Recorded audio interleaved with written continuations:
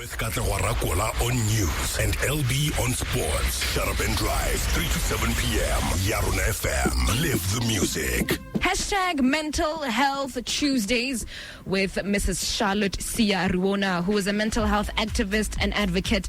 She's an award-winning individual under Best Youth promoting health and well-being. She's also an accountant, wife, and a mother. Today, she's joining us to unpack a very important conversation, something that we see manifesting or prevailing or showing a lot is childhood traumas coming up in our adulthood, things that we might have experienced.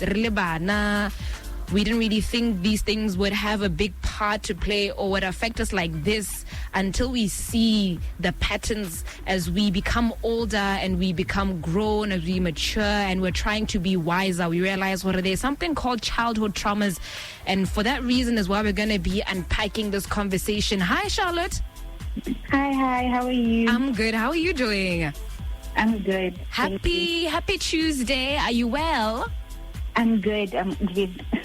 That is so amazing. So, like I mentioned, Charlotte, today we're talking about childhood traumas, And for somebody who doesn't know this, what would you say childhood trauma is and what causes this?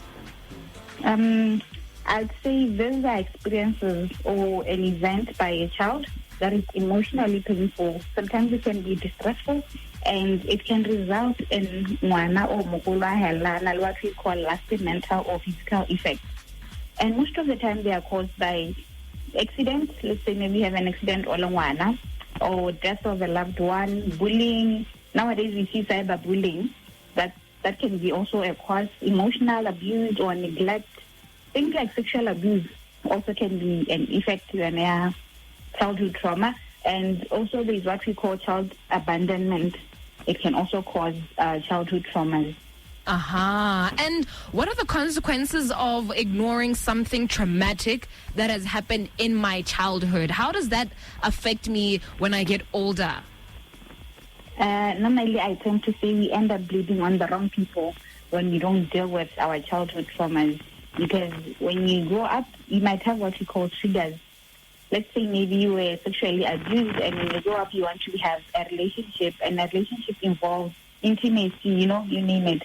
And when that happens, now you remember, when I was young, I was molested or I was raped, and it brings back those memories. Now it affects your relationship, and at the end of the day, I tend to hear women say, you know what, men are trash, men are this and that and that. But maybe you haven't dealt with that pain and what it happened when you were a child or a baby. Wow. And can childhood trauma make a parent subject their children to the same traumatic things that they went through? Honestly, it can, especially if they have not healed. It becomes a cycle. I guess the family don't even notice it's wrong. So they keep doing it, and the risk is in that particular environment. It's traumatic and it's toxic. And when